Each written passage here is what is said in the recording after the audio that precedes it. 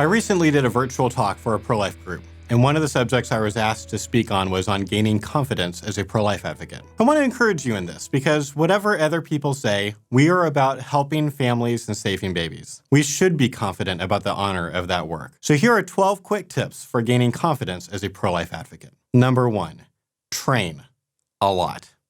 The more outreaches I did early in my ministry, the fewer questions I had at the end of them. I know that COVID-19 makes that more challenging right now, but hopefully things change for the better this year and we'll be able to get out there. Number 2, every time you hear a question that you don't have an answer to, find that answer. This is an idea that Stand to Reason includes in their Ambassador's Creed, and I think it's great. Everybody gets stumped sometimes. I've even been stumped a few times talking to pro-choice people. But just because you fail to think of a great counter-argument in the moment doesn't mean that counter-argument doesn't exist. Email us what you got stumped with so that you will be ready for that challenge the next time you hear it. Number 3, keep sharp with articles, podcasts, and videos on apologetics. If you're not on our email list, you should be. Our training content is made with you in mind.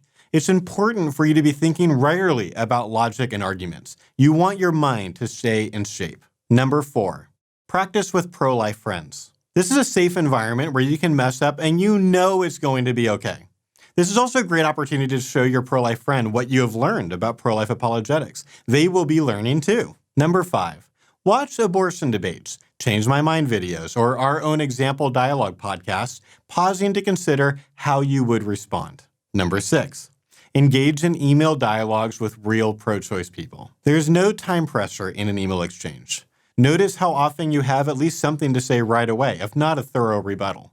You'll become more confident that you could handle this dialogue if you were in person and the time pressure was there. Number 7, next, graduate to in-person or Zoom dialogues with pro-choice friends. The more times you do this, the more confident you will become. Number 8, maintain small goals.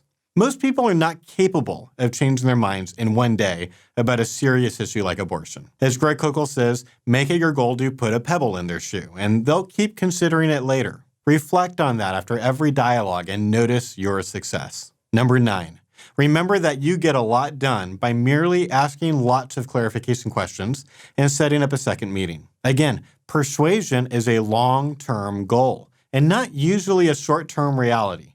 So relax. In the end, there is nothing for you to worry about.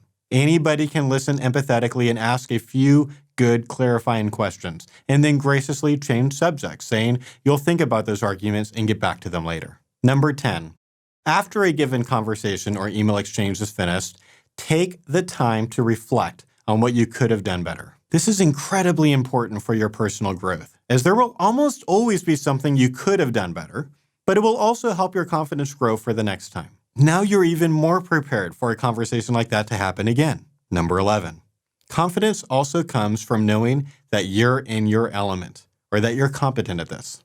For example, I used to get nervous being in a piano recital, freaking out that I was going to mess up.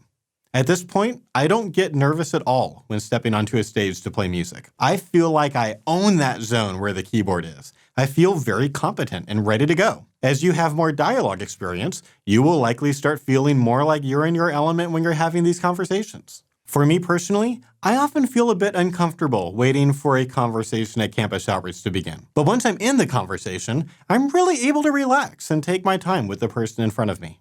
Finally, remember that in the end, you aren't responsible for making them pro-life. Be faithful and a loving, thoughtful, winsome ambassador for the pro-life movement, and walk away with your head held high.